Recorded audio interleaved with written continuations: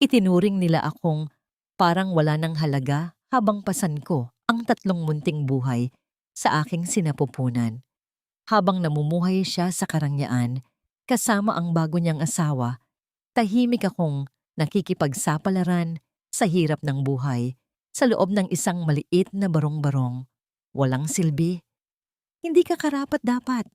Paulit-ulit na bumabalik sa isip ko ang malamig na mga salitang binitiwan ng kanyang ina.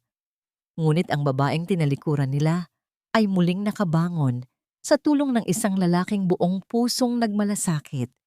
Hindi na ako ang babaeng tahimik na umiiyak, isa na akong inang handang gawin ang lahat para sa kanyang mga anak.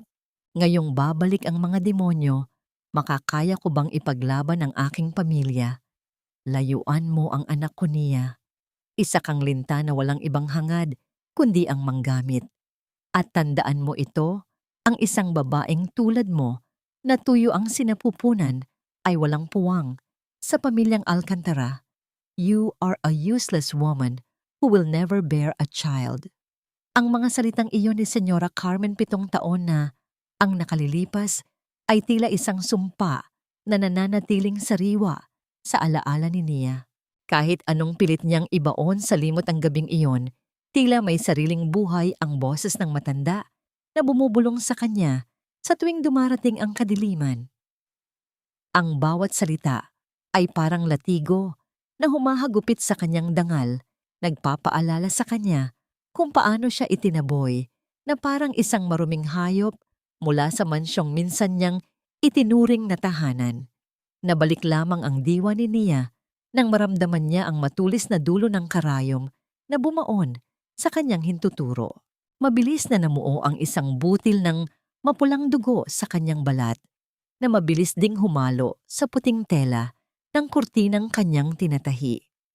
Napahinga siya ng malalim habang pilit na pinatitigil ang panginginig ng kanyang mga kamay.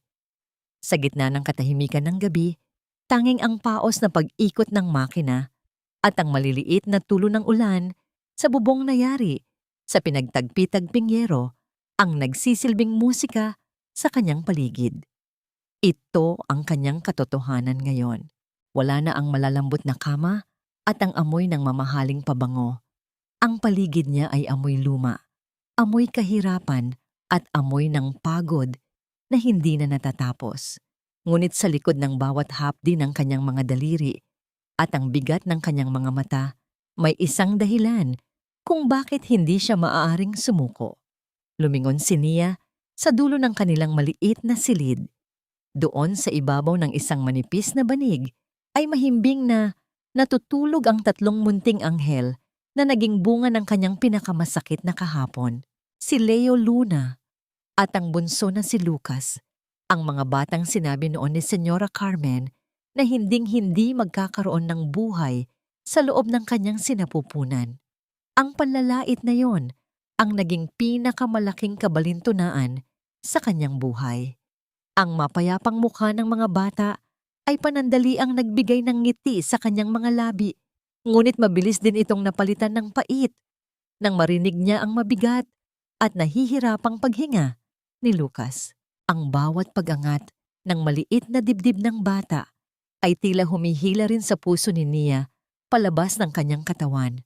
Ang tunog ng bawat hininga nito ay paalala ng isang lihim na kaaway na nananahan sa loob ng puso ng kanyang anak, isang sakit na unti-unting nagnanakaw ng lakas ng bata. Lumapit si Nia at banayad na hinaplos ang noo ng anak. Ramdam niya ang init na nagmumula sa balat nito, isang senyales na muling bumabalik ang lagnat. Konting tiis lang anak, malapit na tayong makalikom ng pera para sa operasyon mo. Bulong niya sa hangin, bagamat alam niyang ang halagang kailangan niya ay tila isang bundok na hindi niya kailanman kayang akyatin. Isang dahan-dahang pagbukas ng pinto ang nagpalingon sa kanya. Sa anino ng mitya ng lampara, nakatayo si Malik. Ang kanyang mga balikat ay tila lalong bumigat dahil sa maghapong pagtatrabaho sa construction site at ang kanyang mga damit ay puno ng alikabok at semento. Ngunit ang kanyang mga mata, Sa kabila ng pagod ay nananatiling puno ng lambot at malasakit. Nia, gising ka pa pala. It's too late na kailangan mo ring magpahinga. Mahinang sabi ni Malik habang inilalapag ang isang maliit na lalagyan sa ibabaw ng mesa. Inilabas niya ang isang mainit na sopas na mukhang binili pa niya sa kanto bago umuwi. Umiling si Nia, pilit na itinatago ang luhang nagbabadyang pumatak. Kailangan kong tapusin ang ramyan na ito, Malik. Sabi ng suki ko, kailangan daw nila ito bukas ng umaga. Makakadagdag din ito para sa gamot ni Lucas. Marahang lumapit si Malik at huminto sa likuran ni Nia. Nais sana niyang alalayan ito at sabihing handa siyang makiramay sa bawat bigat na pinapasan nito, ngunit pinili niyang manatili sa tahimik na hangganan ng paggalang. Sa bawat sandaling magkasama sila, mas lalo niyang pinagtitibay sa sarili ang pangakong mananatili siya sa tabi ng babaeng minsang hindi naging bahagi ng kanyang buhay, ngunit kailanmay hindi niya tatalikuran. You're working too hard. Kumain ka muna, ako na ang bahala rito, marahang sabi ni Malik. Ang tinig niya ay may dalang init at ginhawa sa gitna ng tahimik na gabi. Napatingin si Nia sa kanya at sa maikling sandaling iyon ay nagtagpo ang kanilang mga mata. Sa lalim ng tingin ni Malik, tila nasilayan ni Nia ang isang mundong malayo sa lungkot at masasakit na alaala, isang payak na mundong puno ng pag-aaruga at pagpapahalaga. Bakit mo ba ginagawa ito, Malik? You've already done so much for us. Bakit hindi mo na lang kami hayaan at unahin ang sarili mong buhay? Bahagyang ngumiti si Malik, isang nangiting may halong lungkot at lambing. Sapat na sa akin na makita kayong maayos, Nia. Malaki ang naitulong sa akin ng tatay mo noon, kaya gusto ko ring manatili sa tabi ninyo hanggat kaya ko. Kaya huwag kang mag-alala para sa akin. Sa labas, mas bumuhos pa ang ulan, tila sinasabayan ang bigat ng damdaming unti-unting bumabalot kay Nia. Habang pinagmamasdan niya ang mga patak ng ulan na unti-unting dumudulas sa bintana, muling sumagi sa kanyang isip ang mukha ni Ethan. Ang lalaking nangakong mananatili sa kanyang tabi, ngunit siya ring unang lumayo nang dumating ang pinakamabigat na pagsubok. Nasaan na kaya ito ngayon? Namumuhay kaya ito ng payapa, habang ang sarili nitong anak ay patuloy na nakikipaglaban sa hirap ng kanilang sitwasyon? Ang matagal niyang kinimkim na sama ng loob ay tila unti-unting lumalalim sa bawat alaala na bumabalik sa kanyang isipan. Ngunit kasabay ng bigat ng kanyang damdamin ay ang isang katotohanang mahirap tanggapin na sa kabila ng lahat ng kanyang pagsisikap, pakiramdam niya ay hindi pa rin sapat ang kanyang nagagawa bilang ina upang maitaguyod at maprotektahan ang kanyang mga anak sa gitna ng hirap ng buhay. Paano kung dumating ang araw na hindi na niya kayang mapanatiling ligtas ang mga bata kapag nalaman ng pamilya Alcantara ang tungkol sa kanila? Makakaya ba niyang harapin ang yaman at impluwensyang minsang nagpabago sa takbo ng kanyang buhay? O ang hirap ng kanilang kasalukuyang sitwasyon ang magiging dahilan upang muli siyang mawalan ng mahalaga sa kanya? Ang sinag ng araw na sumisilip sa pagitan ng mga dingding na kawayan ay hindi nagdala ng ginhawa kay Nia, kundi tahimik na paalala na patuloy ang pagtakbo ng oras. Mahigpit niyang hawak ang gusot na papel ng bayarin sa ospital at ang mga numerong nakasulat doon ay tila mabibigat na paalala ng kanilang pinagdaraanan. Sa bawat mahinang paghinga ni Lucas na may kasamang tunog mula sa kanyang maliit na lalamunan, mas lalo pang sumisikip ang damdamin ni Nia. Sinubukan niyang lumabas at kumatok sa mga bahay ng kanilang mga kapitbahay, ngunit malamig na mga tingin at mabibigat na salita lamang ang kanyang natanggap. Ang kahirapan sa kanilang lugar ay tila isang nakakahawang sakit na pilit iniiwasan ng lahat, at ang isang inang may 3 anak at may sakit na bunso ay isang pasaning walang gustong makibahagi. Habang naglalakad pabalik si Nia, nabagsak ang mga balikat, hindi niya napansin si Malik na nakatayo sa ilalim ng puno ng mangga, pinapanood ang bawat hakbang ng babaeng matagal na niyang iniibig sa katahimikan. Napansin ni Malik ang panginginig ng mga balikat ni Nia at ang marahas na pagpunta ng kamay nito sa mga mata upang itago ang luhang hindi na mapigilan. Alam ni Malik na kailangan niyang kumilos. Hindi siya maaring manatiling tagapanood lamang habang unti-unting naglalaho ang ningning sa mga mata ni Nia. Tahimik na naglakad si Malik patungo sa kabayanan. Sa loob ng kanyang bulsa ay nadarama niya ang bigat ng isang lumang relos, ang tanging alaala na naiwan sa kanya ng kanyang ama. Ito ang kanyang kayamanan, ang kanyang huling koneksyon sa nakaraan na puno ng karangalan. Ngunit habang iniisip niya ang namumutlang mukha ni Lucas at ang pagod na anyo ni Nia, ang halaga ng relos ay tila naging barya na lamang. Pumasok siya sa isang madilim na silid ng sanglaan kung saan ang amoy ng lumang papel at alikabok ay nanunuot sa ilong. Nang marinig niya ang tunog ng pagbukas ng vault at ang malamig na paglapag ng mga pera sa ibabaw ng salamin, alam ni Malik na isinuko na niya ang kanyang huling alaala para sa kinabukasan ng pamilyang kanyang pinili. Pag-uwi ni Malik sa dampa, nadatnan niya si Nia na nakaupo sa sahig, yakap-yakap ang kanyang mga tuhod habang nakatingin sa malayo. Dahan-dahan siyang lumapit at naupo sa tabi nito. Inilabas niya ang binalot na pera mula sa kanyang bulsa at dahan-dahang inilagay ito sa palad ni Nia. Ang balat ni Nia ay malamig, isang senyales ng matinding pagod at pangamba. Nia, heto. Gamitin mo ito para sa deposito sa ospital ni Lucas. Huwag mo nang itanong kung saan galing, basta ito ay para sa bata. Mahinang sabi ni Malik, ang kanyang boses ay puno ng determinasyon ngunit may halong panginginig. Napatitig si Nia sa perang hawak niya at pagkatapos ay kay Malik. Malik, hindi ko ito matatanggap. Sobra na ang naitulong mo sa amin. This is too much, baka kailanganin mo rin ito para sa sarili mo. Umiling si Malik at sa isang bihirang pagkakataon, hinayaan niyang manatili ang kanyang kamay sa ibabaw ng kamay ni Nia. Ang init ng kanyang palad ay tila dumaloy sa buong katawan ni Nia, nagbibigay ng isang uri ng ginhawa na matagal na niyang hindi nararamdaman. Ang sarili ko ay ikaw at ang mga bata, Nia. Utang ko sa tatay mo ang lahat at ang makita kayong maayos ang tanging bayad na kailangan ko. Sa sandaling iyon, ang distansya sa pagitan nila ay tila naglaho. Nakita ni Nia sa mga mata ni Malik ang isang uri ng pagmamahal na hindi humihingi ng kapalit, isang pag-ibig na handang masunog para lamang magbigay ng liwanag. Hindi na napigilan ni Nia ang kanyang sarili. Isinandal niya ang kanyang noo sa balikat ni Malik at hinayaang dumaloy ang kanyang mga luha sa maruming t-shirt ng lalaki. Naramdaman niya ang marahang paghaplos ni Malik sa kanyang buhok, isang kilos na puno ng pag-iingat, tila natatakot na baka mabasag ang babaeng hawak niya.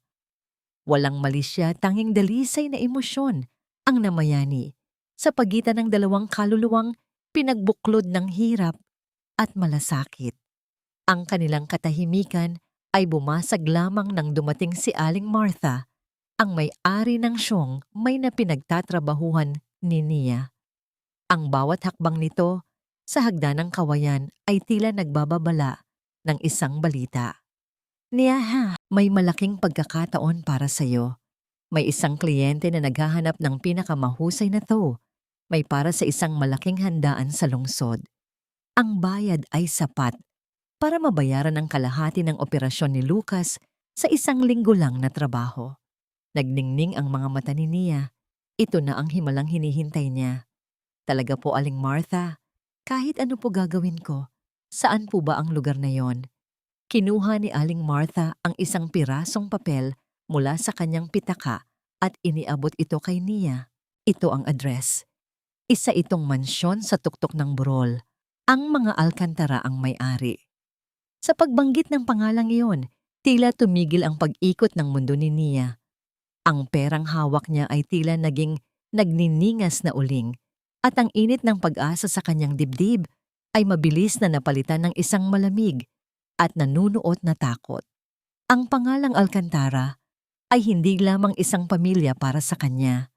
Ito ay isang sugat na muling binubuksan, isang nakaraang handang lumamon sa kanyang kasalukuyan. Tiningnan ni Nia ang address, ang kanyang paningin ay lumabo, habang ang mga titik sa papel ay tila nagiging mga multo ng kanyang kahapon. Ang mansyon na yon ang lugar kung saan siya itinaboy at inalipusta, ay siya ring lugar na nag-aalok ngayon ng kaligtasan para sa kanyang anak. Ito ba ay isang pagkakataon para sa paghilom o isa lamang malupit na biro ng tadhana? Ang marangyang mansyon ng mga Alcantara ay tila isang dambuhalang kuta na gawa sa malamig na bato at mapait na alaala. Sa bawat hakbang ni Nia, papasok sa bakuran nito, ramdam niya ang bigat ng hangin na tila sumasakal sa kanyang hininga. Ang bawat pintig ng kanyang puso ay hindi na lamang isang tibok, kundi isang nagngangalit na babala na umaalingaw-ngaw sa loob ng kanyang dibdib. Nais niyang tumalikod, nais niyang tumakbo palayo hanggang sa mapagod ang kanyang mga binti.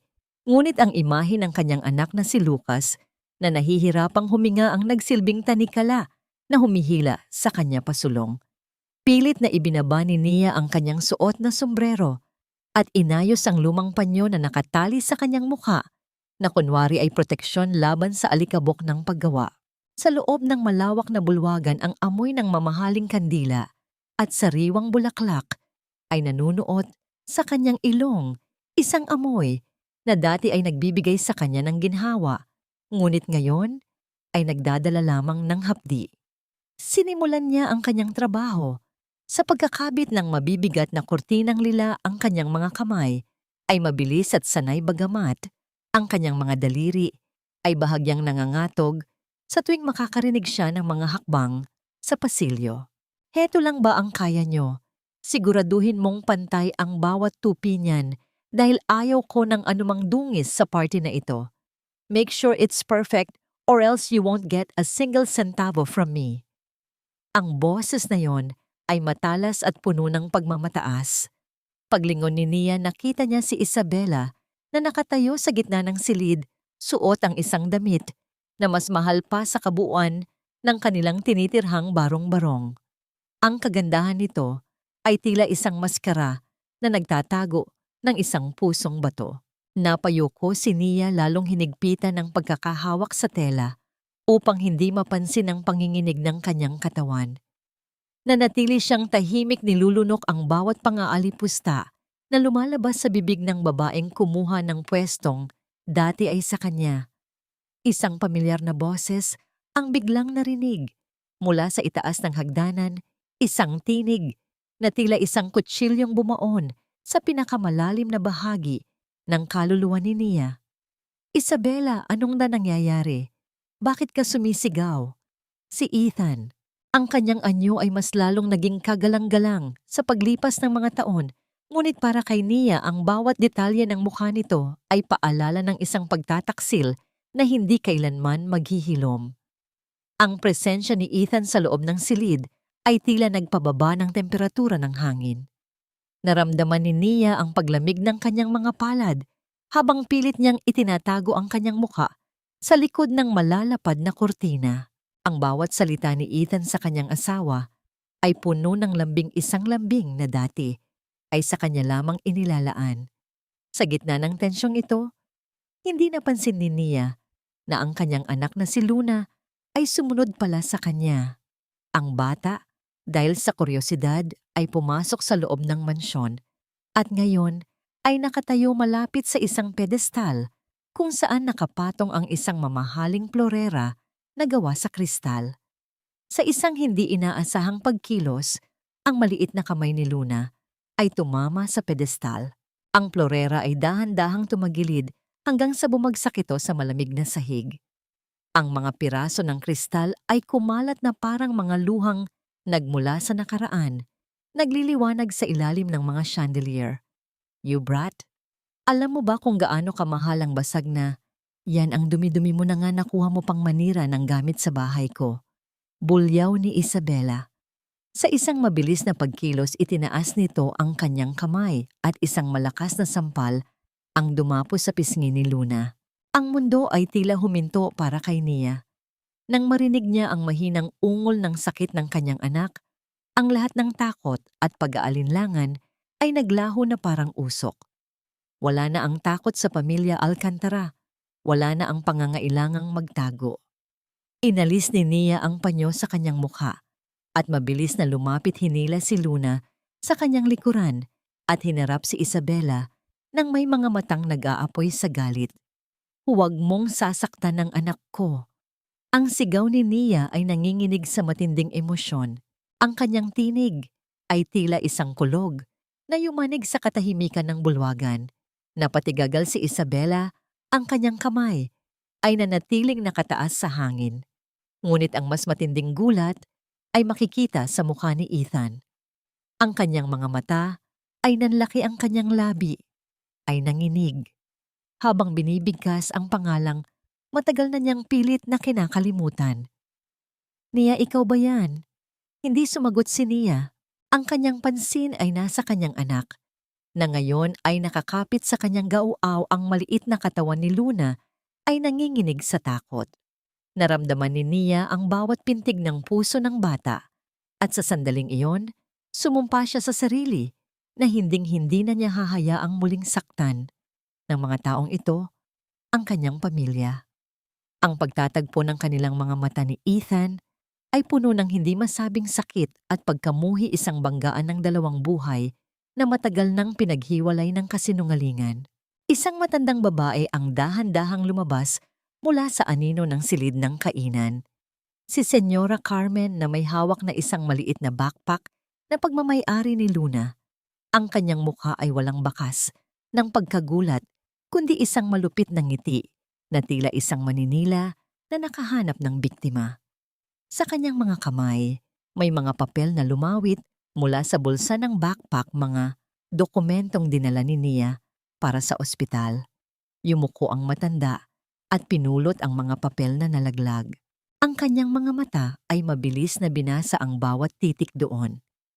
Ang katahimikan sa loob ng mansyon ay naging mas lalong nakakatakot habang ang bawat segundo ay tila isang hatol na naghihintay na ibaba. Itinaas ni Senyora Carmen ang kanyang paningin kay Nia. Ang kanyang boses ay malamig at puno ng lason. Birth certificates, 3 bata, at ang petsa ng kapanganakan nila, 7 taon na ang nakalilipas. Nia, anong akala mo na maitatago mo ang mga tagapagmana ng pamilya Alcantara sa isang maruming estero habang buhay? Naramdaman ni Nia ang pagguho ng lupa sa ilalim ng kanyang mga paa. Ang lihim na pilit niyang pinangalagaan ay wala na sa kanyang kamay. Ngayon, ang kanyang mga anak ay hindi na lamang mga bata. Sila ay naging mga premyo sa isang laban ng kakailanganin niyang ipaglaban hanggang sa kanyang huling hininga. Makakaya ba niyang protektahan ang kanyang mga anak mula sa mga kamay na dati nang humulma sa kanyang pagdurusa? Ang bawat segundo sa loob ng mansyong yon ay tila naging isang matalas na bubog na nabaon sa lalamunan ni Nia.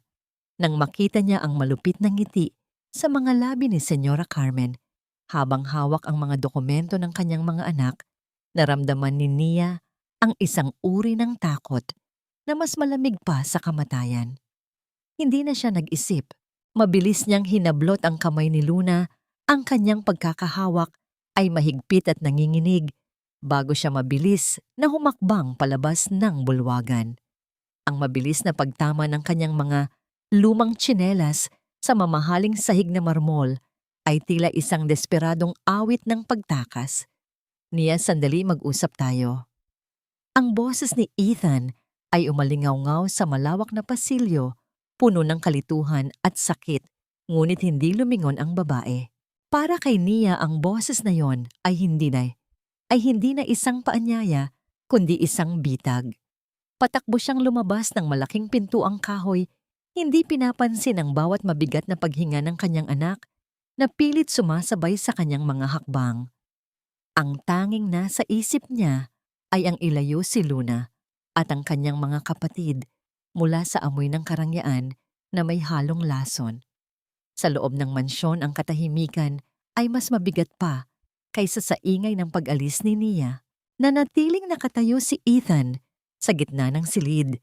Ang kanyang mga kamay ay nakakuyom habang pinagmamasdan ng kawalan.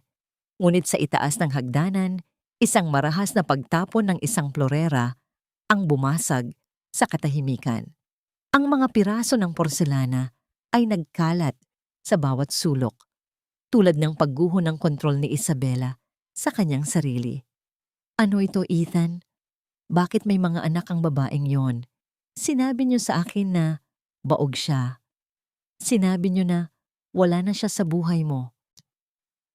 Ang boses ni Isabela ay punong-puno ng pagkasuklam at selos. Ang kanyang mukha na dati ay maayos, ay ngayon ay lukot sa tindi ng emosyon.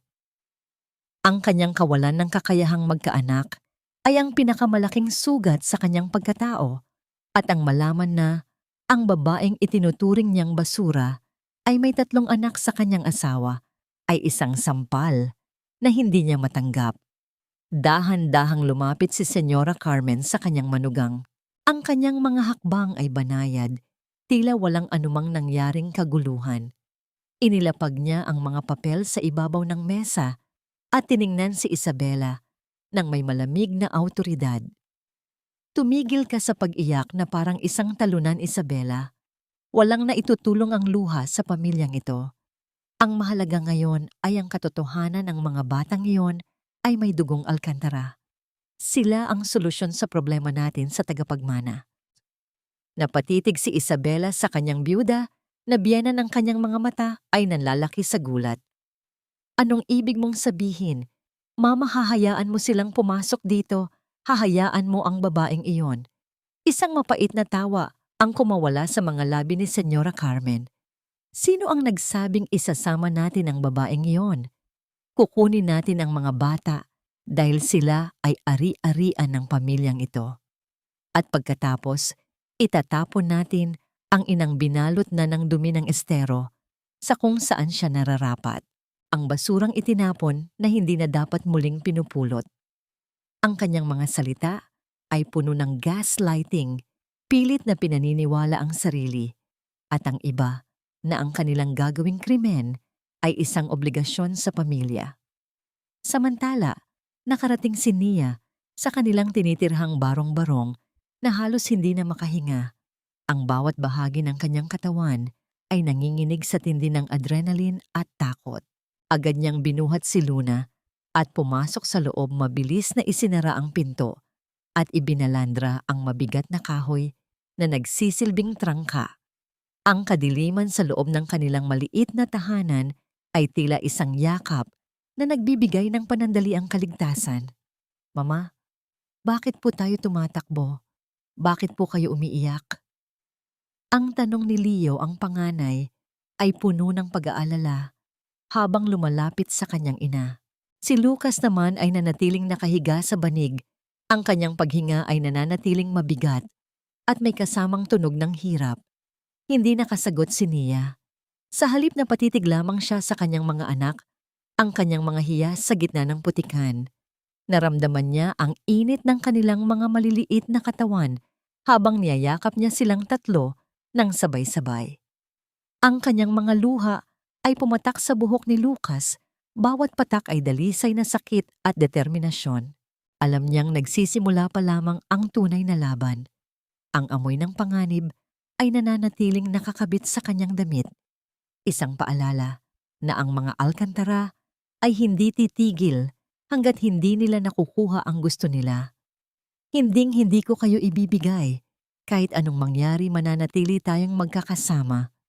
Bulong ni Nia sa katahimikan, bagamat ang bawat pintig ng kanyang puso ay tila isang babala ng paparating na unos.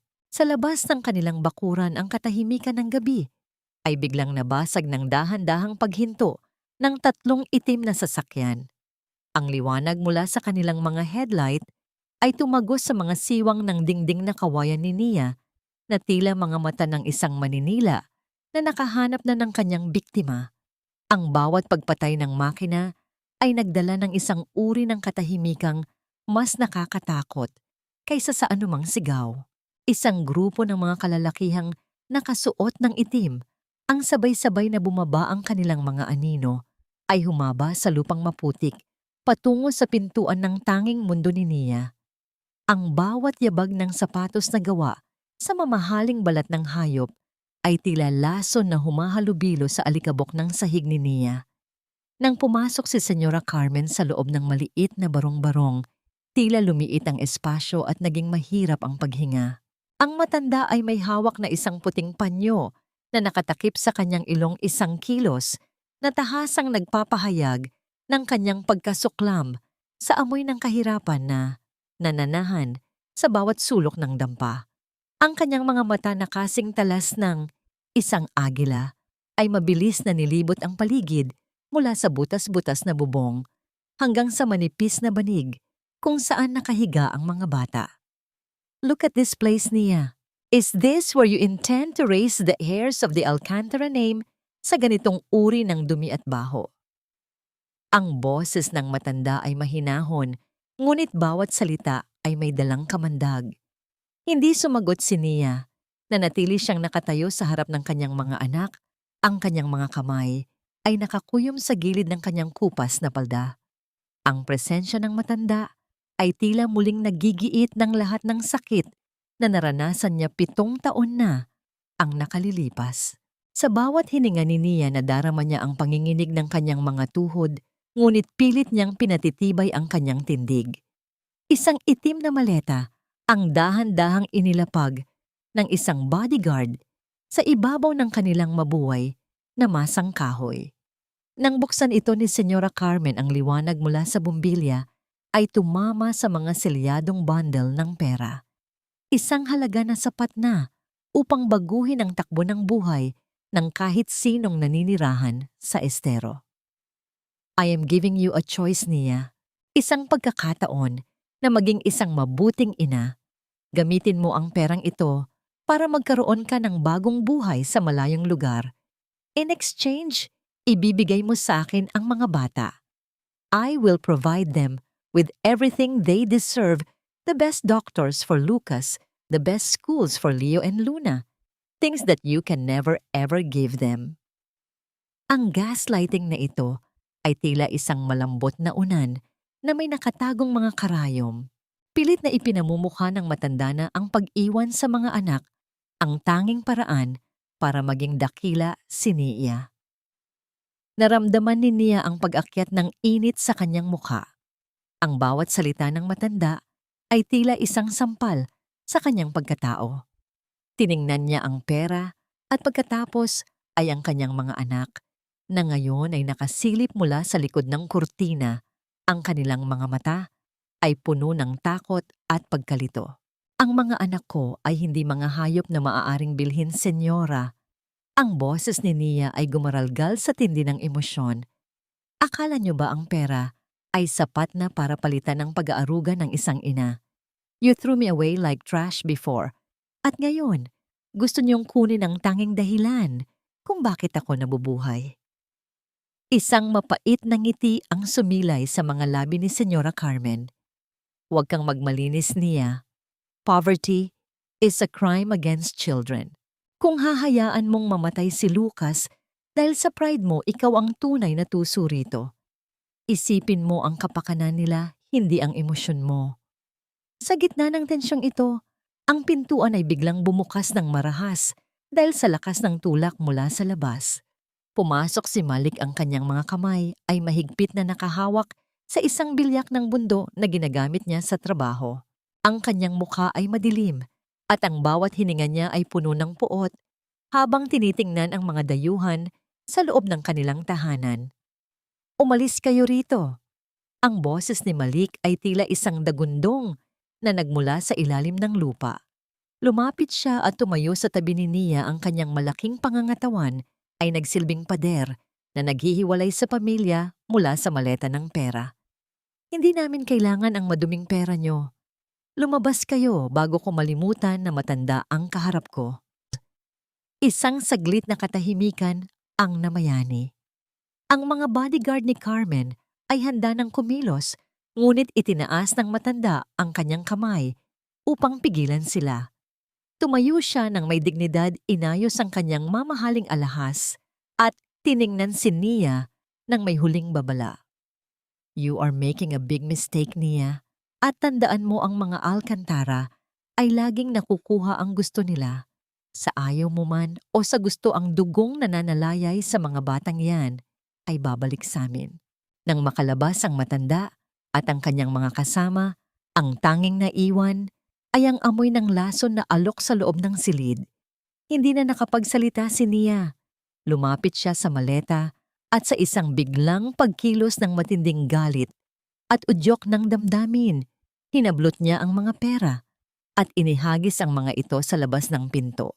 Ang mga perang papel ay nagmistulang mga tuyong dahon na lumilipad at nagkakalat sa putikan ng kanilang bakuran, isang simbolo ng kanyang pagtanggi sa kapangyarihan ng yaman laban sa pag-ibig. Niyakap ni Malik si Nia at sa loob ng ilang sandali, ang dalawa ay nanatiling magkayakap sa gitna ng kanilang gumuho ng mundo. Nandito lang ako, Nia. Hindi kita pababayaan, bulong ni Malik. Ngunit ang kanilang panandaliang kapayapaan ay muling nawasak. Ang malakas na pagtama ng isang matigas na bagay sa dingding na kawayan ay nagpalingon sa kanila. Ang kanilang may-ari ng lupa, si Aling Goring, ay nakatayo sa labas na may dalang mga sako.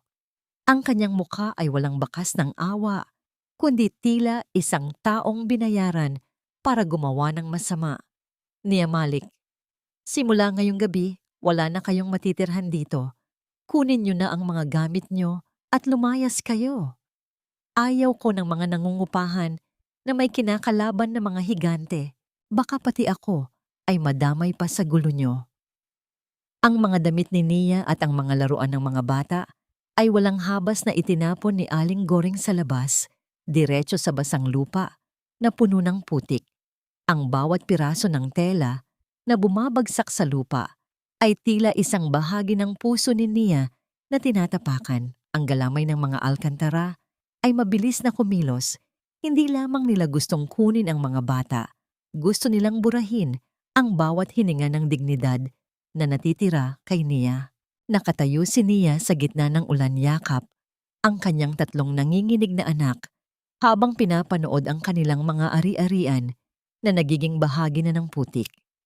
Saan sila pupunta sa gitna ng dilim? Paano niya ililigtas ang kanyang mga anak kung ang bawat pintuan sa mundong ito ay unti-unti nang isinasara sa kanila? Ang bawat dampi ng malamig na ulan sa balat ni Nia ay tila mga karayom na tumutusok sa kanyang pagkatao habang pilit niyang pinupulot ang mga basang damit mula sa maputik na kalsada. Ang bawat piraso ng tela na kanyang hinahawakan ay puno ng bigat ng tubig at dumisimbolo ng kanyang buhay na muling niwurakan ng mga makapangyarihan. Sa paligid niya, ang mga ilaw sa mga karatig na bahay ay isa-isang namamatay. Tila ba ang buong mundo ay nagbubulag-bulagan sa kanilang sinasapit. Walang sino man sa mga dating kakilala ang nagbukas ng pinto. Ang takot sa puot ng mga Alcantara ay mas matindi pa kaysa sa anumang awa na namumuo sa kanilang mga puso. Mama, giniginaw na po ako. Ang mahinang tinig ni Luna ay halos malunod sa hagupit ng hangin. Nakayakap ang bata sa kanyang mga kapatid. Ang kanilang maliliit na katawan ay nanginginig sa ilalim ng isang plastik na sako na pilit ginagamit ni Nia bilang silong. Wala ring nagawa si Nia nang magtungo siya sa siyungmay ni Aling Martha kinabukasan. Ang babaeng dati ay nag-aalok ng tulong ay hindi makatingin ng diretso sa kanya. Ang mga mata nito ay puno ng takot at pag-aalinlangan habang iniabot ang isang maliit na sobre ng huling sahod ni Nia.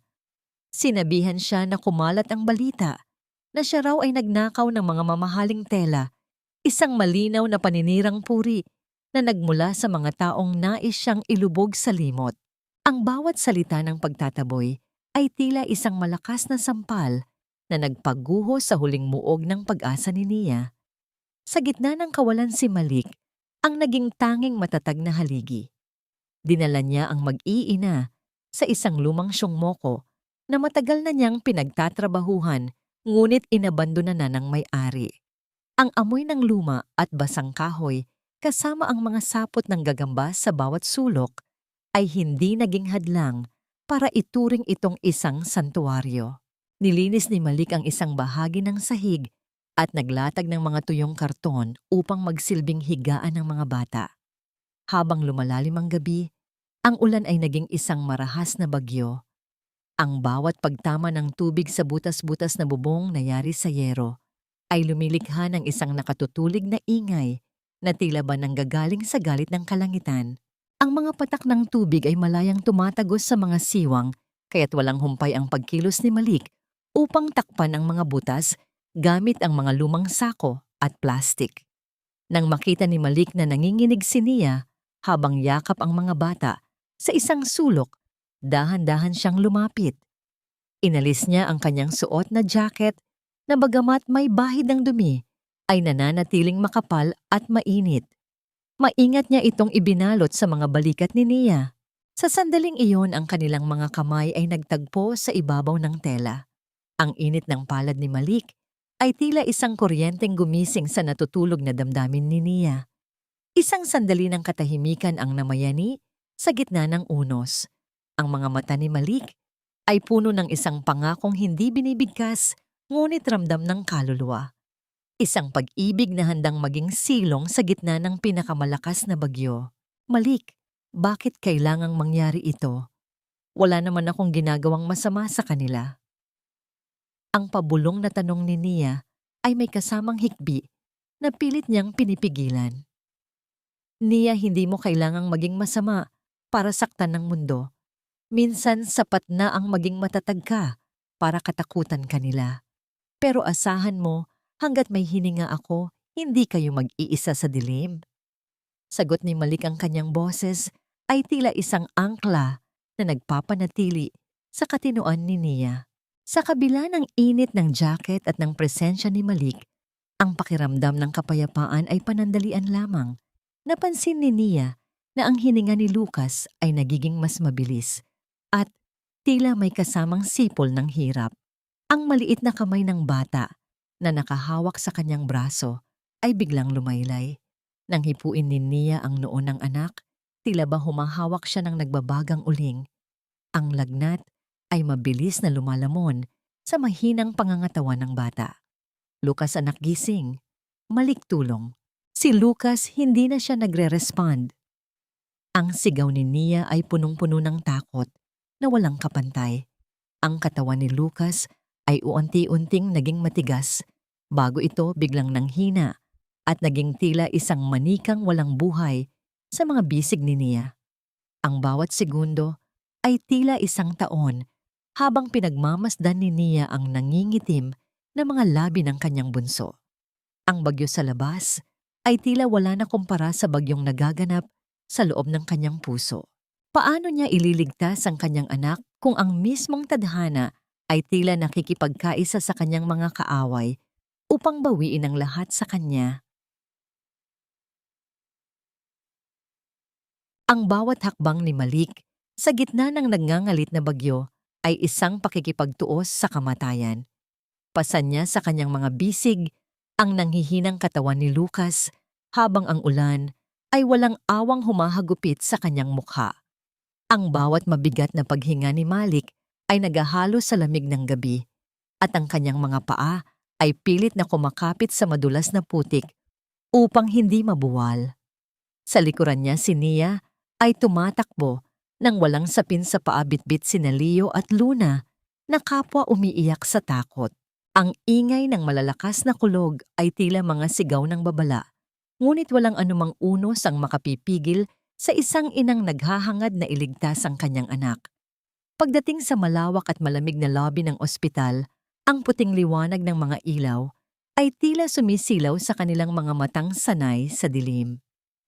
Ang bawat patak ng tubig mula sa kanilang basang damit ay lumilikha ng maliliit na lawa sa makintab na sahig. Mabilis na lumapit si Nia sa counter, ang kanyang tinig ay nanginginig at halos hindi lumalabas dahil sa pagod at kaba.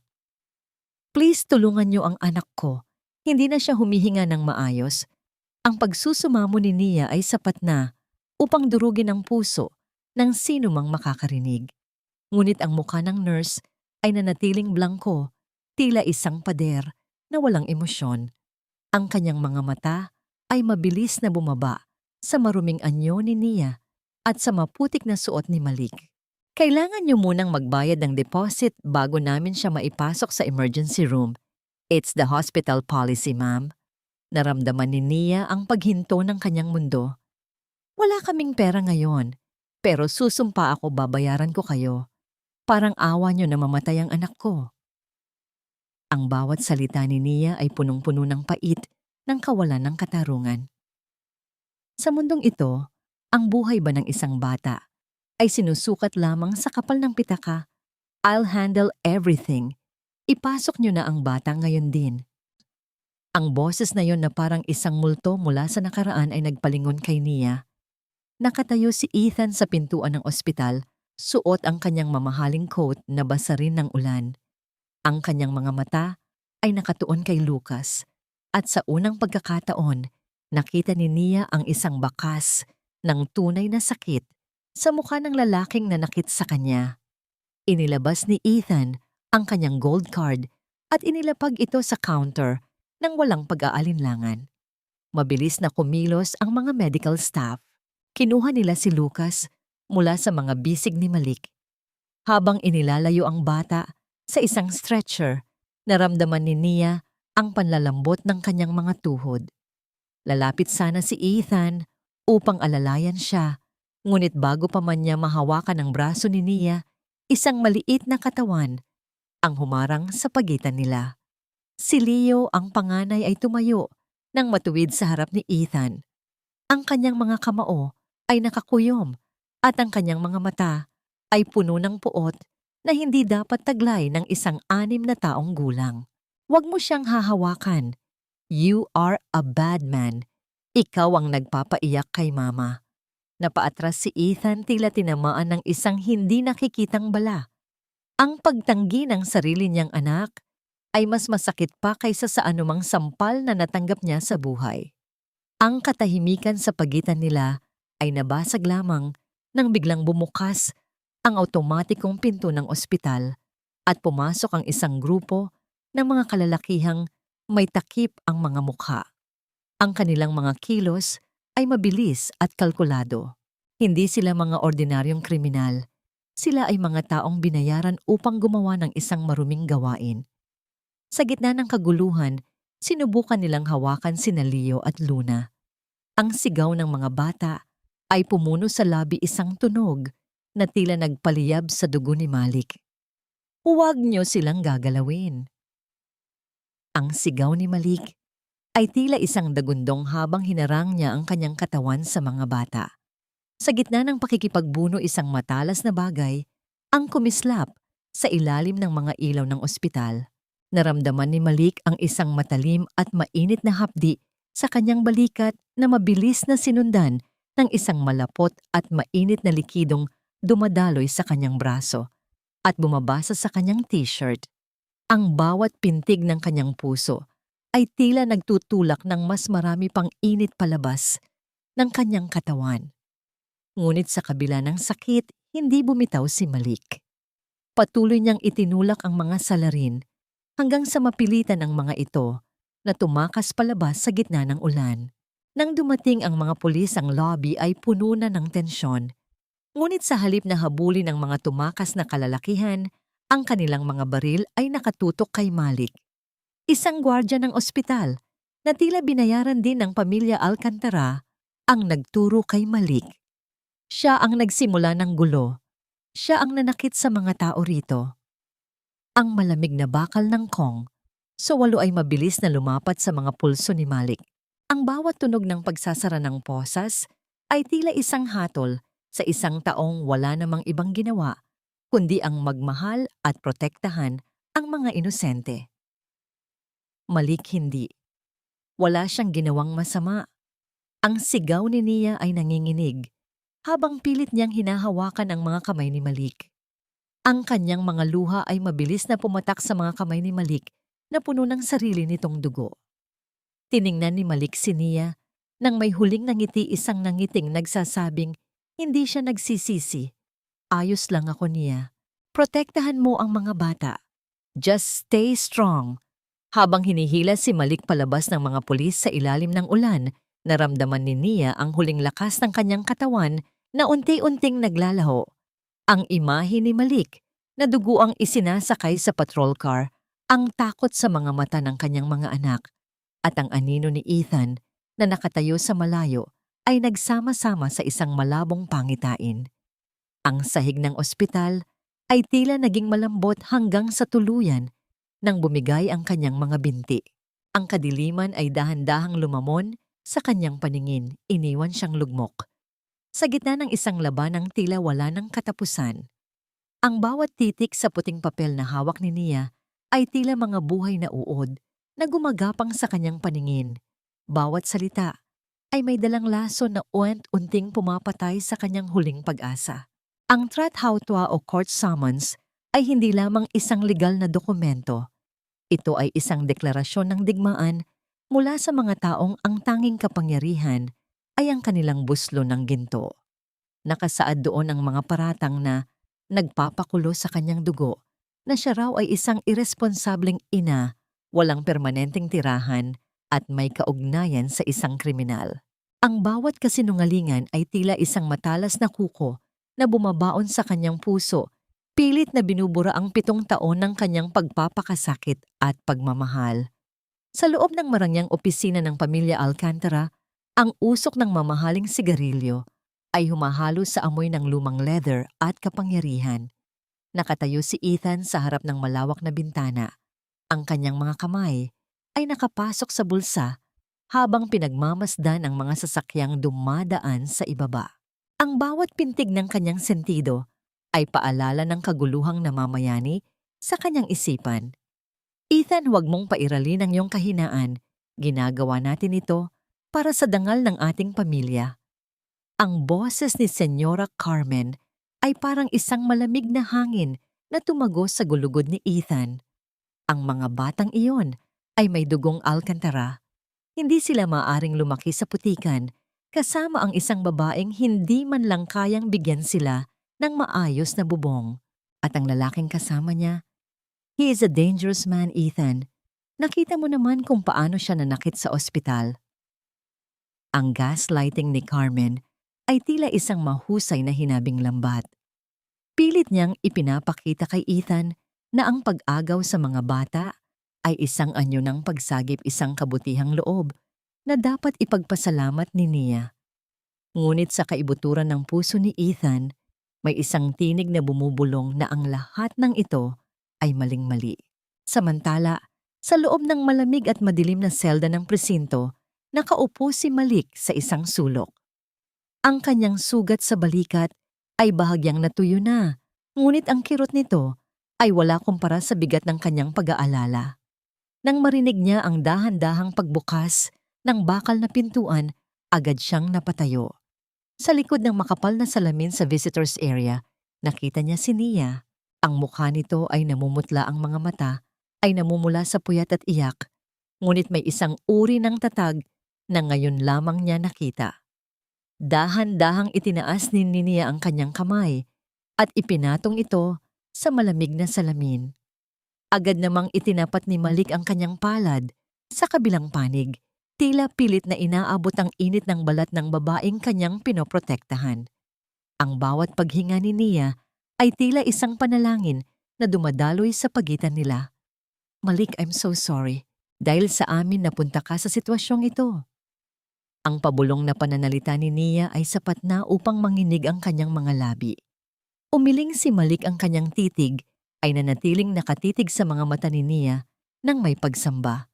Wala kang dapat ihingi ng tawad, Nia.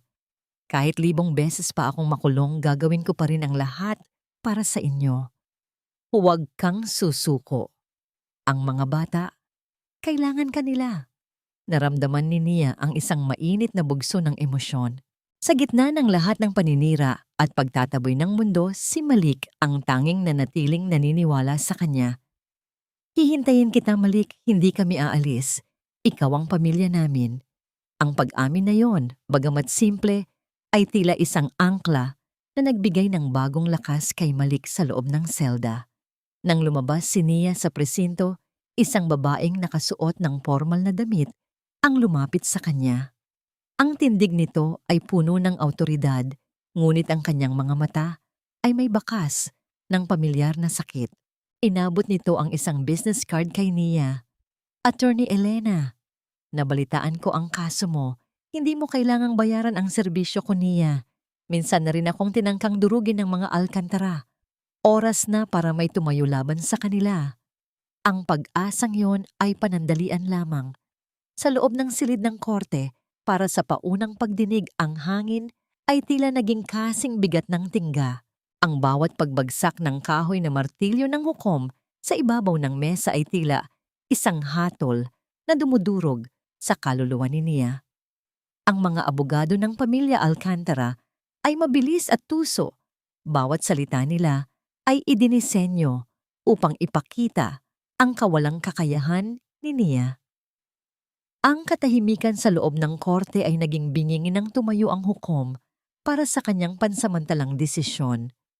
Ang bawat hakbang nito, patungo sa gitna, ay tila nagpapahinto sa tibok ng puso ni Nia dahil sa kasalukuyang kalagayan ng kalusugan ng batang si Lucas at ang kawalan ng maayos na tirahan ng ina ang korte ay naglalabas ng pansamantalang kautusan. Ang pangangalaga sa 3 bata ay pansamantalang ibinibigay sa pamilyang Alcantara hanggang sa matapos ang pinal na paglilitis.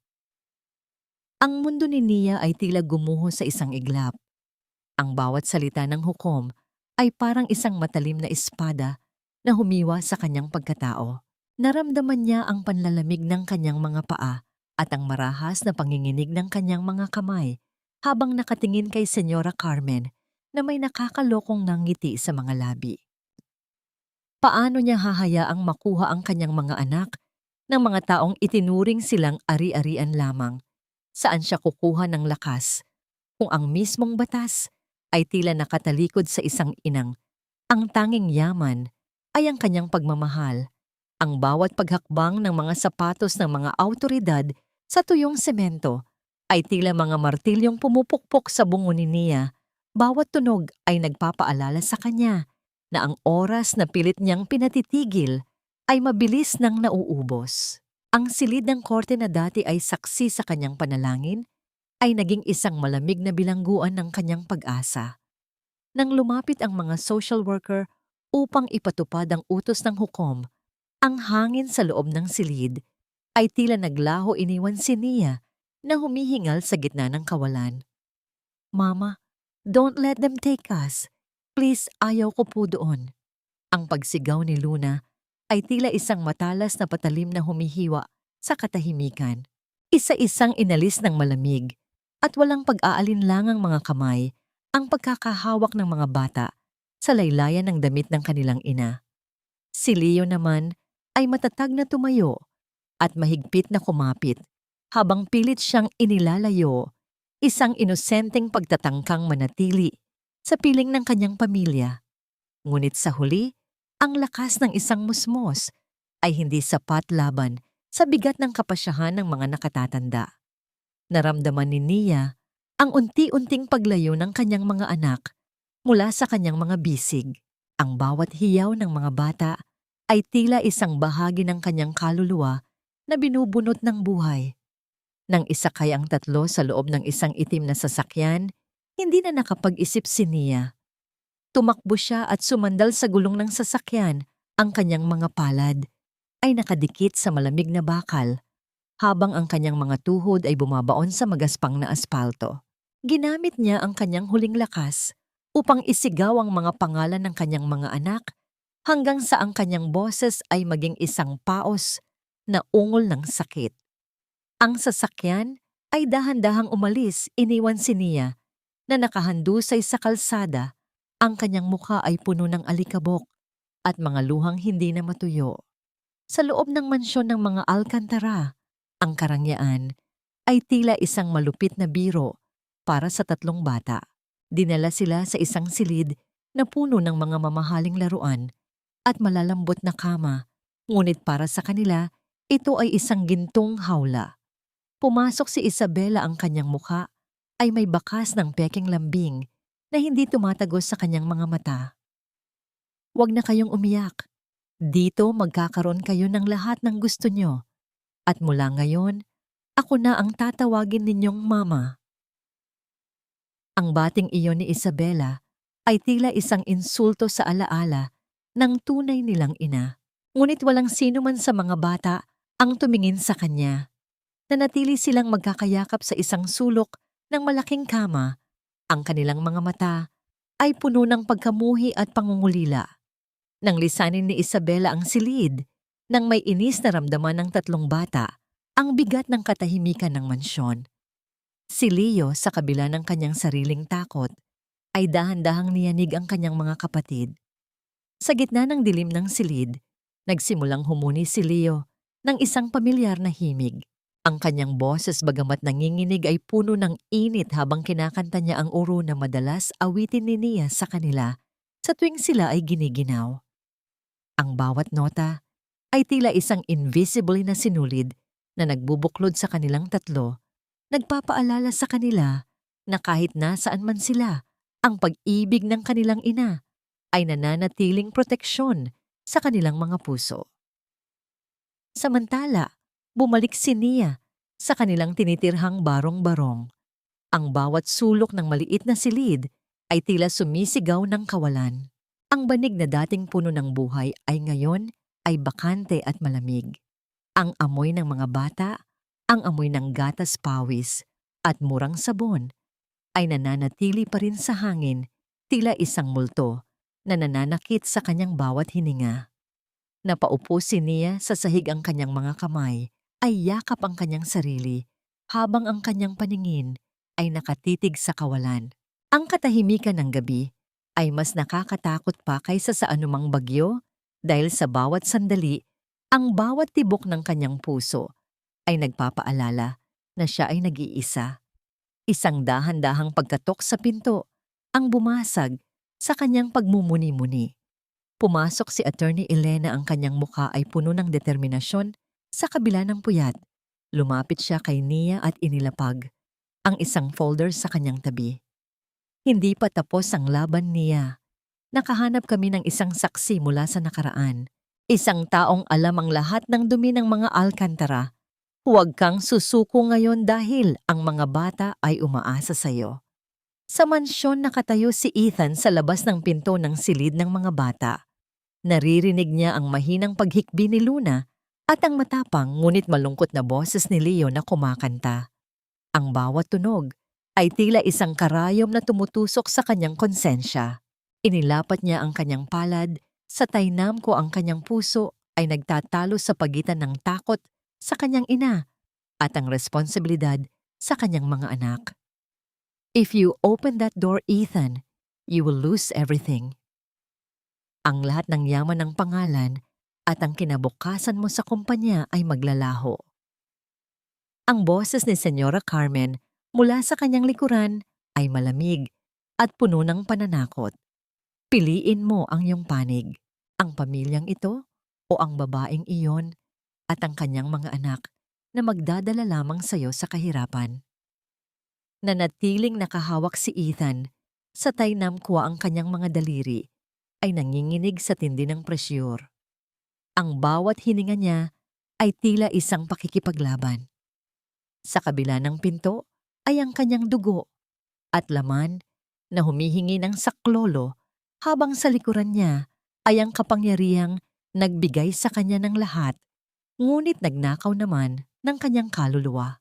Makakaya ba niyang iwan ang lahat para sa isang pagkakataong maging tunay na ama, o mananatili siyang bilanggo ng ginto at takot?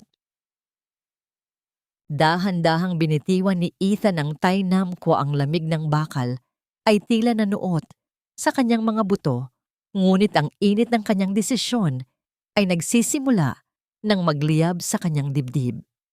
Hindi siya lumingon sa kanyang ina. Alam niya ang mga matang nakatingin sa kanyang likuran, mga matang puno ng pagmamanipula at banta. Sa halip na buksan ang pinto ng silid, kung saan nakapiit ang kanyang mga anak. Naglakad siya patungo sa sarili niyang silid.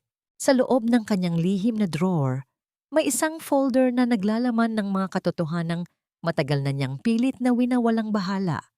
Mga record ng mga transaksyong hindi dumaan sa tamang proseso, mga bayad sa mga taong handang magsinungaling, at ang pinakamasakit sa lahat ng katibayan na ang lahat ng paratang laban kay Nia ay binalangkas lamang ng kanyang sariling ina at asawa.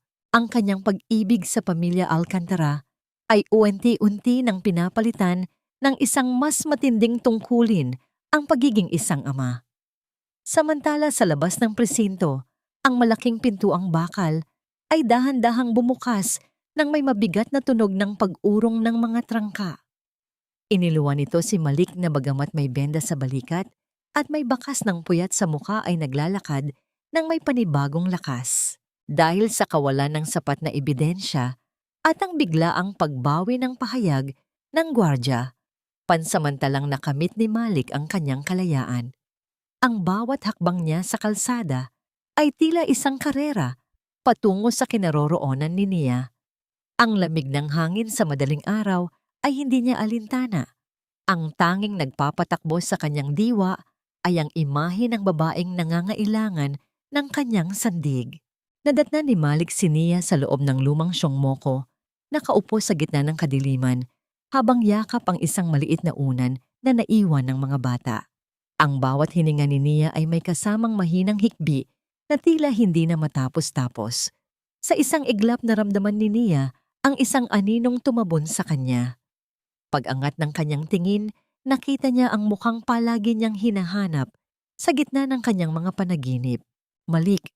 Ang boses ni Nia ay halos isang bulong lamang puno ng hindi makapaniwalang tuwa. Hindi na nagsalita si Malik. Lumuhod siya sa harap ni Nia at dahan-dahang kinuha ang mga kamay nito bago siya hinila sa isang mahigpit at mapayapang yakap. Doon sa dibdib ni Malik, ibinuhos ni Nia ang lahat ng kanyang takot at pait. Ang bawat patak ng luha ni Nia ay tila hinuhugasan ng sugat sa puso ni Malik.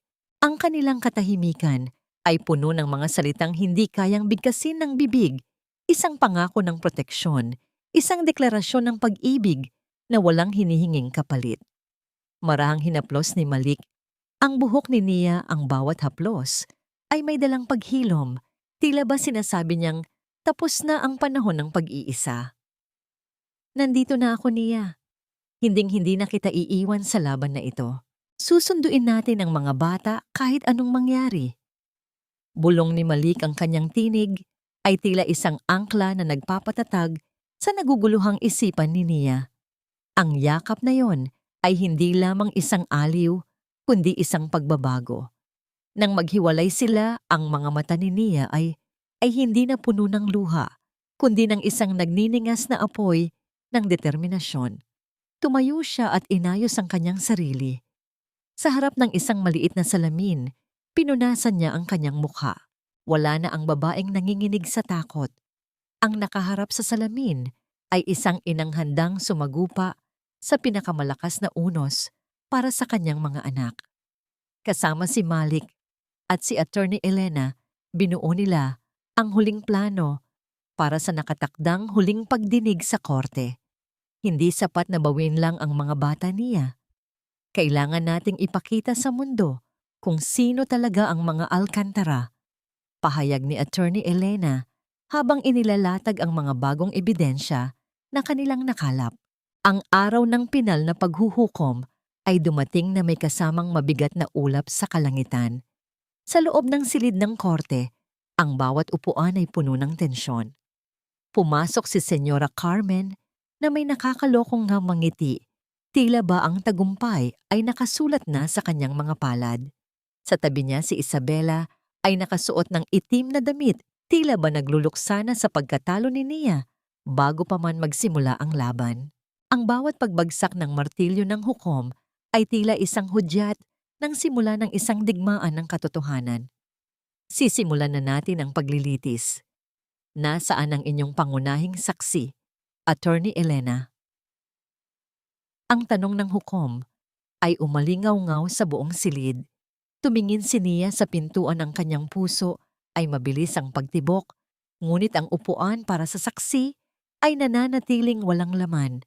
Tumingin si Carmen sa kanya nang may pang-uuyam, tila sinasabing wala nang sasagip sa kanya. Ang katahimikan sa loob ng korte ay naging nakabibingi habang ang bawat segundo ay tila isang taon sa pakiramdam ni Nia.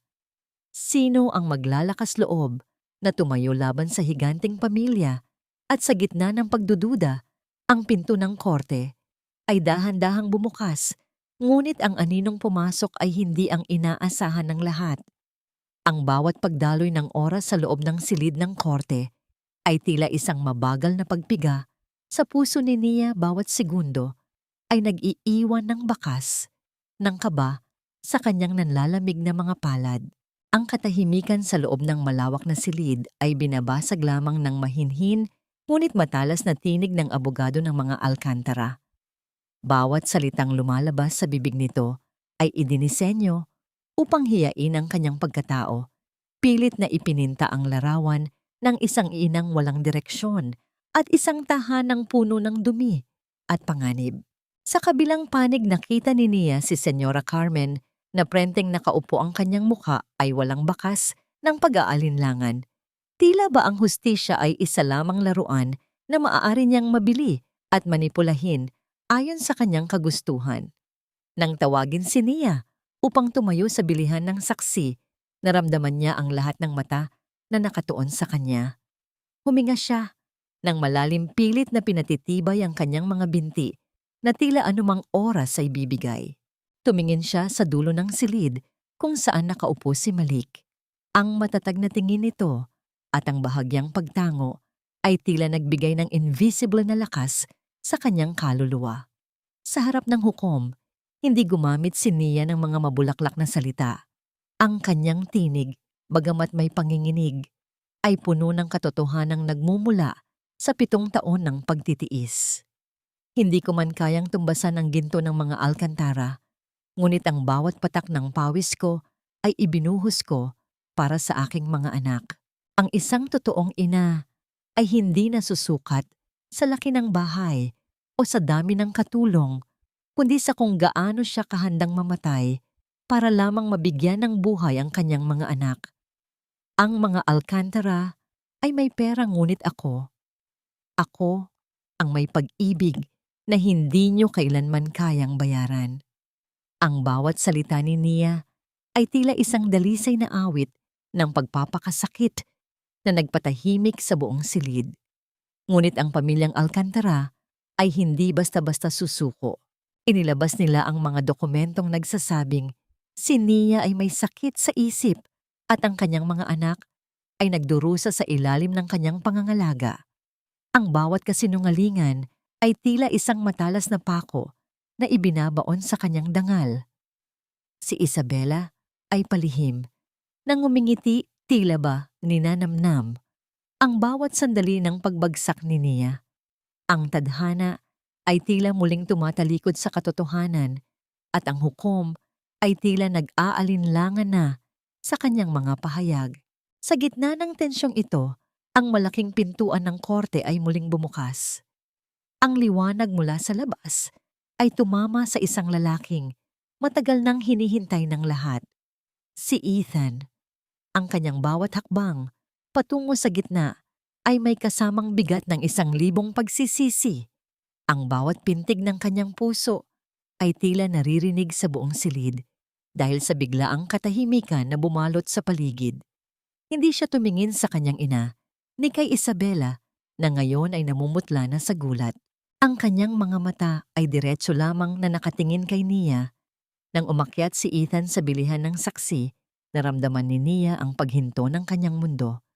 Ito ba ang huling hampas na tatapos sa kanyang laban? Gagamitin ba ni Ethan ang kanyang kapangyarihan upang tuluyan ng tahiin ang kanyang pagkatalo? Ngunit bago magsalita si Ethan, lumingon siya sa kinaroroonan ni Malik. Ang dalawang lalaki ay nagpalitan ng isang malalim at makabuluhang tingin, isang pagkilala ng isang amang nagkamali sa isang lalaking naging ama sa lahat ng aspeto maliban sa dugo. Isang bahagyang pagtango ang ibinigay ni Ethan kay Malik, tila isang pagsuko ng kanyang korona sa tunay na hari ng tahanan ni Nia. I am here to tell the truth. Ang boses ni Ethan ay matatag, walang bakas ng pag-aalinlangan. Inilabas niya ang mga record ng usapan, ang mga ebidensya ng suhol at ang katotohanan tungkol sa kung paano binalangkas ang lahat ng paratang laban kay Nia. Ang pamilya ko ay gumamit ng pera at takot upang sirain ang isang inang wala namang ibang ginawa kundi magmahal. At ako ang naging pinakamalaking pagkakamali ng pamilyang ito dahil hinayaan ko silang gawin iyon. Ang ingay ng mga tao sa loob ng korte ay tila isang malakas na alon na humampas sa mga pader. Ang bawat salita ni Ethan ay tila isang kidlat na tumama sa gitna ng mansyong Alcantara. Napasigaw si Senyora Carmen, ang kanyang muka ay lukot sa galit habang pilit na pinatitigil ang kanyang sariling anak. Ngunit hindi nahihinto si Ethan. Ang bawat detalye ng kanilang kasamaan ay inilatag niya sa harap ng hukom. Bawat kasinungalingan ay binaklas niya ng walang awa. Anong ginagawa mo, Ethan? Sinisira mo ang pangalan natin. Ang galit na sigaw ni Carmen ay umalingaw-ngaw, puno ng gaslighting at pait. Ngunit tiningnan lamang siya ni Ethan nang may awa.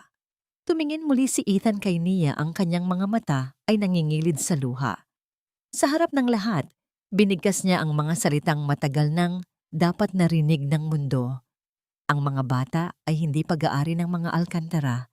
Sila ay pag-aari ng inang nag-alaga sa kanila sa gitna ng hirap. At ako, wala akong karapatang tawaging ama kung hahayaan kong mangyari ang kawalang katarungang ito.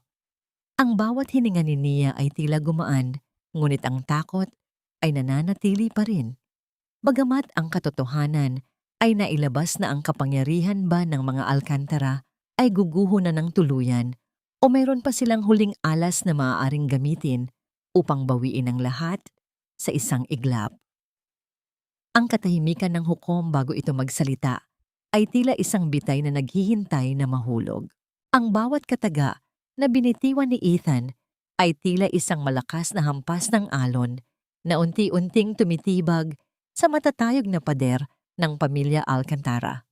Sa loob ng silid ng korte, ang hangin ay naging kasing bigat ng tingga at ang bawat hininga ng mga naroon ay tila naghihintay sa isang malaking pagsabog. Inilabas ni Ethan ang huling baraha, isang digital recorder na naglalaman ng mga boses nina Senyora Carmen at Isabela habang pinaplano ang pagbabayad sa mga saksi at ang pagmamanipula sa mga record ng ospital ni Lucas. Ang bawat salitang lumalabas sa speaker ay tila mga laso na bumabalik sa pinanggalingan nito. Hindi na nakapagtimpi si Senyora Carmen. Ang kanyang marahas na pagtayo ay naging sanhi ng pag-atras ng kanyang upuan na lumikha ng isang matinis na tunog sa makinis na sahig. Ang kanyang mukha na dati ay puno ng dangal at kapangyarihan ay ngayon ay lukot sa tindi ng puot at pagkapahiya. Itinaas niya ang kanyang nanginginig na kamay at sa isang mabilis na pagkilos ay dinaluyong niya ang sariling anak ng isang malakas na sampal. Ang tunog ng pagtama ng kanyang palad sa pisngi ni Ethan ay umaling-aungaw sa buong silid na sinundan ng isang nakabibinging katahimikan. Walang hiya ka. Sinira mo ang lahat ng pinaghirapan ko. Isang malaking pagkakamali na naging anak kita. Ang sigaw ni Carmen ay puno ng gaslighting. Pilit pa ring ibinabalunlog ang sisi sa anak sa halip na sa sariling kasamaan. Ngunit nanatiling matatag si Ethan. Ang pamumula ng kanyang pisngi ay hindi naging hadlang sa kanyang pananatiling nakatayo ng tuwid sa harap ng kanyang ina. Nagsimulang magkagulo sa loob ng korte. Ang bawat tao ay may kanya-kanyang bulong ng pagkamangha at pagkasuklam. Si Isabela naman ay napasandal sa pader, ang kanyang mga mata ay nanlalaki sa takot habang nakikita ang kanyang marangyang mundo na unti-unting naglalaho. Ang bawat piraso ng ebidensya ay tila mga galamay na humihila sa kanila patungo sa madilim na kailaliman ng katarungan. Ang dahan-dahang pagbaba ng martilyo ng hukom ay nagbigay ng hudyat sa katapusan ng isang malupit na kabanata. Ang bawat salita ng desisyon ay tila isang dalisay na tubig na humuhugas sa lahat ng dumi ng nakaraan. Dahil sa mga nakalap na ebidensya ng pandaraya panunuhol at pagmamanipula ang korte, ay nagpapasya na ibalik ang buong pangangalaga ng mga bata kay Nia. Kasabay nito ang tanggapan ng taga-usig ay inuutusang simulan ang investigasyong kriminal laban kina Carmen Alcantara at Isabela Alcantara. Sa sandaling iyon, ang mundo ni Nia ay tila nagkaroon muli ng kulay. Ang bawat bigat sa kanyang dibdib ay naglaho nang makita niya ang kanyang 3 anak na inilalabas mula sa gilid ng korte. Mabilis silang tumakbo patungo sa kanya, ang kanilang mga maliliit na bisig ay mahigpit na pumulupot sa kanyang katawan. Ang bawat halik at yakap ng mga bata ay tila isang gamot na nagpahilom sa lahat ng kanyang sugat. Ang mga luha ni Nia na pumatak sa buhok ng mga bata ay hindi na luha ng sakit, kundi luha ng wagas na kaligayahan. Sa labas ng gusali ng korte, ang sikat ng araw ay tila mas maliwanag kaysa sa karaniwan.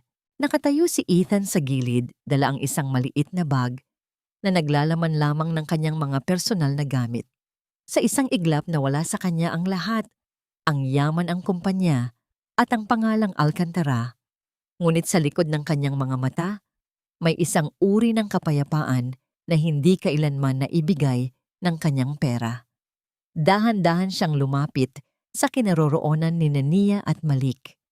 Tumigil si Ethan sa harap ni Malik. Ang dalawang lalaki ay nagkatitigan ng matagal. Walang galit, walang inggit.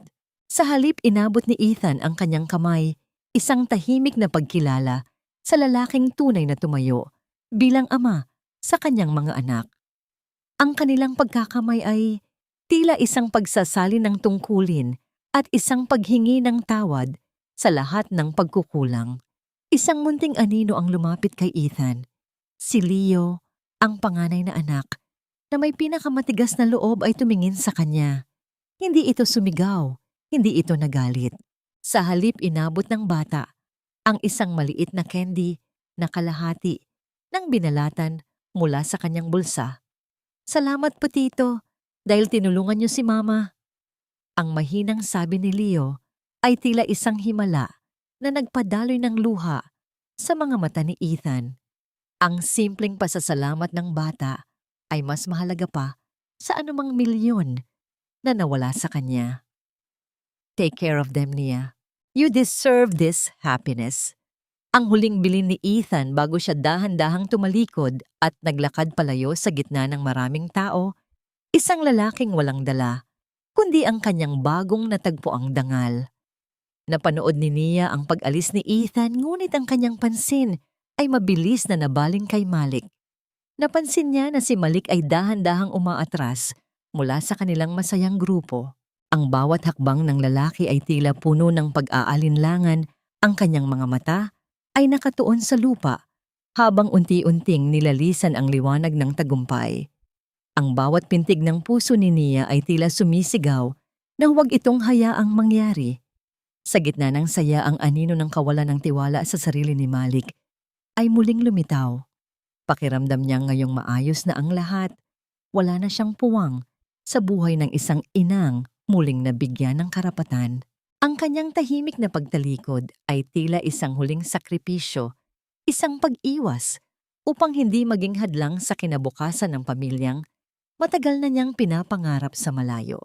Makakaya ba ni Nia na habulin ang lalaking naging tanging sandigan niya sa gitna ng dilim, o hahayaan na lang ba niyang muling mawala ang taong tunay na nagmamahal sa kanya? Ang bawat sinag ng araw na tumatama sa mukha ni Nia ay tila may dalang hapdi, sa halip na ginhawa ng mapagtanto niyang wala sa kanyang tabi ang lalaking naging tanging sandigan niya sa gitna ng unos. Sa gitna ng kagalakan ng mga bata at ng mga pagbati ng mga tao sa labas ng korte, ang kanyang paningin ay mabilis na naglakbay sa paligid, pilit na hinahanap ang pamilyar na anino ni Malik. Ngunit ang tanging nakita niya ay ang malawak na kalsada At ang unting paglayo ng isang lalaking ang mga balikat ay tila pasan ng buong mundo. Ang bawat hakbang ni Malik palayo ay tila isang dahan-dahang pagpunit sa puso ni Nia, isang huling sakripisyo na hindi niya kayang pahintulutan. Hindi na nag-isip pa si Nia. Ipinagkatiwala niya muna ang mga bata kay Attorney Elena at mabilis na tumakbo patungo sa direksyong tinahak ni Malik. Ang bawat pagtama ng kanyang mga paa sa mainit na semento ay tila isang pakikipagkarera sa sarili niyang tadhana. Ang kanyang bawat hininga ay naging isang marahas na pakikipagbuno sa hangin at ang kanyang puso ay tila isang tambol na nagbababala sa papalapit na paghihiwalay. Narating niya ang lumang istasyon ng tren kung saan ang amoy ng kalawang at usok ay humahalo sa lungkot ng mga taong nagpapaalam. Doon sa dulo ng plataporma, nakita niya si Malik na nakatayo hawak ang isang luma at kupas na bag. Malik, stop! Huwag kang umalis. Ang sigaw ni Nia ay nanginginig puno ng pagsusumamo at takot na baka ito na ang huling pagkakataon na marinig siya ng lalaki. Dahan-dahang lumingon si Malik. Ang kanyang mga mata ay puno ng isang uri ng lungkot na mas masakit pa kaysa sa anumang sugat sa katawan. Nia, bakit ka pa sumunod? Tapos na ang laban. Nakuha mo na ang mga bata. You have everything now. You can start a new life. A better life na walang anino ng isang tulad ko. Anong better life ang sinasabi mo? Ang mga hakbang ni Nia patungo kay Malik ay puno ng determinasyon. Huminto siya sa harap ng lalaki, ang kanyang dibdib ay mabilis na tumataas at bumababa. Akala mo ba ang tagumpay ko sa korte ay sapat na para maging buo ang buhay ko? Akala mo ba ang perang nakuha ko ay kayang palitan ang bawat gabi na ikaw ang naging kumot namin sa lamig? Naiwas ng tingin si Malik, ang kanyang mga kamao ay nakakuyom sa gilid ng kanyang kupas na pantalon. Nia, isa lang akong munting tumok. Wala akong maibibigay sa inyo kundi ang pagod na katawan na ito. Ang mga bata, deserve nila ang isang amang may maipagmamalaki. Ngayong malaya ka na, baka mas mainam na makahanap ka ng taong kapantay ng bago mong simula. Sa sandaling iyon, ang lahat ng pader na itinayo ni Nia sa loob ng 7 taon ay tuluyan ng gumuho. Lumapit siya at marahas na hinawakan ang mga kamay ni Malik. Ang kanyang mga daliri ay naghahanap ng init mula sa mga palad na puno ng kalyo. Malik, ang taong deserve ng mga anak ko ay ang lalaking nagbenta ng huling alaala ng kanyang ama para lang may pambayad kami sa ospital. Ang taong kailangan ko ay ang lalaking kasama kong kumain sa kalahating mangkok ng lugaw at hindi kailanman nagreklamo. Tumingala si Nia kay Malik, ang kanyang mga mata ay nangingilid sa luha ng pag-ibig at pagkilala. 7 taon kong isinara ang puso ko dahil sa takot. Akala ko ang utang na loob ko sa iyo ay isang pasanin. Pero mali ako. Ang nararamdaman ko sa iyo ay hindi dahil sa kailangan kita, kundi dahil mahal kita. Mahal kita, Malik, hindi bilang isang tagapagligtas, kundi bilang ang lalaking kumumpleto sa aking pagkatao. Ang katahimikan sa pagitan nila ay tila isang banal na sandali. Ang ingay ng mga tao sa paligid ay naglaho, iniwan lamang ang dalawang kaluluwang matagal nang nauulila sa isa't isa. Dahan-dahang binitiwan ni Malik ang kanyang bag. Ang kanyang nanginginig na kamay ay maingat na dumampi sa pisngi ni Nia, tila hindi makapaniwala na ang pangarap na matagal niyang itinago sa dilim ay nasa harap na niya ngayon. Ang bawat haplos ni Malik ay puno ng pagsamba, isang tahimik na sagot sa lahat ng sakripisyong kanyang ginawa. Nia, matagal ko nang gustong marinig iyan, pero natatakot ako na baka hindi ako sapat. Ang boses ni Malik ay gumaralgal, ang kanyang mga mata ay nagsimula na ring mabasa ng luha. Sapat ka, Malik. Higit ka pa sa sapat. Ang tugon ni Nia ay sinundan ng isang dahan-dahang pagsandig ng kanyang ulo sa balikat ni Malik. Sa loob ng yakap na yon, ang lahat ng pait ng nakaraan ay tila natunaw. Ang init ng katawan ni Malik ay nagsilbing gamot sa bawat sugat ng kanyang kaluluwa. Wala ng takot, wala ng pag-aalinlangan. Ang bawat pintig ng kanilang puso ay naging isa-isang himig ng pag-asa na nagpapahayag na tapos na ang panahon ng pagtatago. Ang kanilang pagkakaisa ay lalong naging makahulugan nang marinig nila ang mabilis na pagtakbo ng mga maliliit na paa sa semento. Sina Leo, Luna at Lucas ay papalapit sa kanila, ang kanilang mga mukha ay puno ng ngiti at pananabik. Mabilis na pumulupot ang mga bata sa mga binti ni Nia at Malik. Tila ba ayaw na nilang hayaan pang magkahiwalay ang kanilang munting pamilya. Papa Malik, huwag ka na pong aalis. Dito ka lang sa amin. Ang pakiusap ni Luna habang hinihila ang laylayan ng t-shirt ni Malik. Yumuko si Malik at isa-isang binuhat ang mga bata. Ang kanyang mga bisig ay tila naging isang matibay na kuta na handang protektahan mo sila habang buhay. Tumingin siya kay Nia at sa isang matamis na ngiti, alam nilang dalawa na ang bagong araw na sumisikat sa kalangitan ay hindi lamang para sa katarungan, kundi para sa isang pag-ibig na napatunayan na sa apoy ng pagsubok. Ang bawat hakbang nila pabalik sa kanilang tahanan ay puno ng liwanag, bit-bit ang pangako ng isang bukas na wala ng anino ng pananakit, kundi puno ng amoy ng luto ng pagmamahal at tunog ng tawa ng mga batang muling nahanap ang kanilang tunay na ama. Isang taon na ang lumipas mula nang ang mga pader ng korte ay naging saksi sa pagkapanalo ng katarungan, ngunit para kay Nia ang bawat araw na nagdaan ay tila isang mahaba at payapang panaginip na ayaw na niyang matapos. Sa harap ng kanilang maliit na bahay na yari sa matibay na kahoy at semento na matatagpuan sa isang tahimik na bayan, malayo sa gulo ng lungsod, pinagmamasdan ni Nia ang unti-unting paglubog ng araw. Ang kalangitan ay nababalot ng kulay kahel at lila, tila isang painting na gawa ng tadhana upang ipagdiwang ang kapayapaang tinatamasa ng kanyang pamilya. Sa bakuran, ang tunog ng masayang pagtawa ni Leo at Luna ay humahalo sa sariwang hangin. Si Lucas na ngayon ay masigla na at wala ng bakas ng hirap sa paghinga ay masayang hinahabol ang isang munting tuta sa damuhan. Ang bawat malalim na hininga ng bata ay hindi na nagdadala ng takot kay Nia, kundi isang pasasalamat na abot langit. Ang halagang nakuha niya mula sa danyos ng pamilya Alcantara ay hindi niya ginamit sa luho. Sapat na ang bahagi noon para sa operasyon ni Lucas at ang pagsisimula ng isang maliit na bakery na siya mismo ang nagpapatakbo.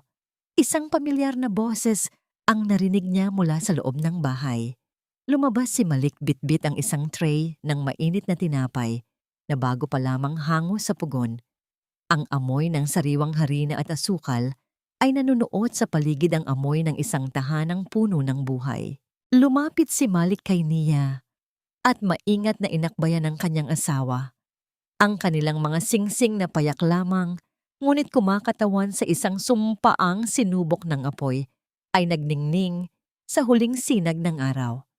Nia, may dumating na sulat para sa iyo, galing sa malayong lalawigan. Mahinang sabi ni Malik habang iniaabot ang isang sobre. Binuksan ni Nia ang sulat at dahan-dahang binasa ang bawat titik doon. Ito ay mula kay Ethan. Sa loob ng isang taon ito, ang unang pagkakataon na nagparamdam ang lalaki. Nakasaad doon ang kanyang bagong buhay bilang isang tagapamahala ng isang malawak na bukirin. Sinabi ni Ethan na bagamat wala na siyang yaman o pangalan, ngayon lamang niya nahanap ang tunay na kahulugan ng pagkatao sa pamamagitan ng marangal na pagtatrabaho. Hindi siya humihingi ng anumang kapalit, kundi isang dalangin na sana ay tuluyan na siyang mapatawad ni Nia. Tumingin si Nia sa malayo sa dagat na humahalik sa pampang. Sa kanyang puso, naramdaman niya ang huling piraso ng pait na unti-unting natutunaw. Napatawad ko na siya, Malik. Hindi dahil sa karapat-dapat siya, kundi dahil karapat-dapat ang puso ko na maging malaya sa galit. Bulong ni Nia.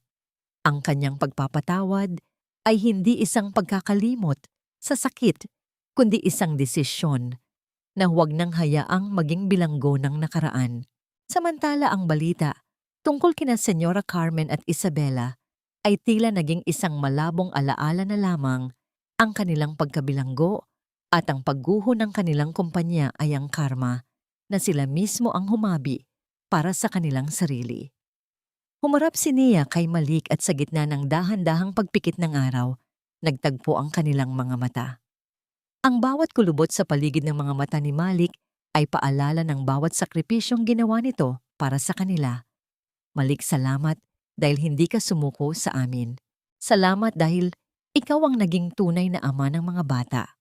Ngumiti si Malik, isang nangiting puno ng katapatan at kapayapaan. Wala akong ibang pangarap, kundi ang makitang masaya kayo, Nia. Kayo ang aking paraiso. Dahan-dahang isinandal ni Nia ang kanyang ulo sa balikat ni Malik habang pinagmamasdan ang kanilang tatlong anak na tumatakbo patungo sa kanila. Ang bawat hakbang ng mga bata ay tila isang awit ng pag-asa. Sa sandaling iyon, naisip ni Nia ang mahalagang aral na itinuro sa kanya ng buhay. Ang tunay na yaman ay hindi matatagpuan sa mga vault ng bangko o sa mga titulong nakadikit sa pangalan. Ang tunay na yaman ay ang mga kamay na hahawak sa iyo sa gitna ng dilim, ang boses na tatawag sa iyo sa gitna ng kalituhan, at ang pusong handang tumibok para sa iyo kahit wala ka nang maibibigay. Ang pamilya ay hindi lamang nabubuo sa pamamagitan ng dugo. Ito ay itinatayo sa bawat patak ng pawis, sa bawat sakripisyong hindi na isusulat, at sa pag-ibig na marunong maghintay at magpatawad. Ang kwento ni Nia ay hindi lamang isang kwento ng pagdurusa, kundi isang patunay na ang bawat sugat ay may kakayahang maghilom at ang bawat pinakamadilim na gabi ay laging sinusundan ng isang bukang liwayway na mas maliwanag at mas matamis. Habang ang huling liwanag ng araw ay naglalaho upang bigyang daan ang mga bituin ng pamilya ni Nia at Malik, ay nanatiling magkayakap na katayo sa harap ng kanilang maliit na tahanan, isang paraiso na hindi gawa sa ginto, kundi sa dalisay at wagas na pagmamahal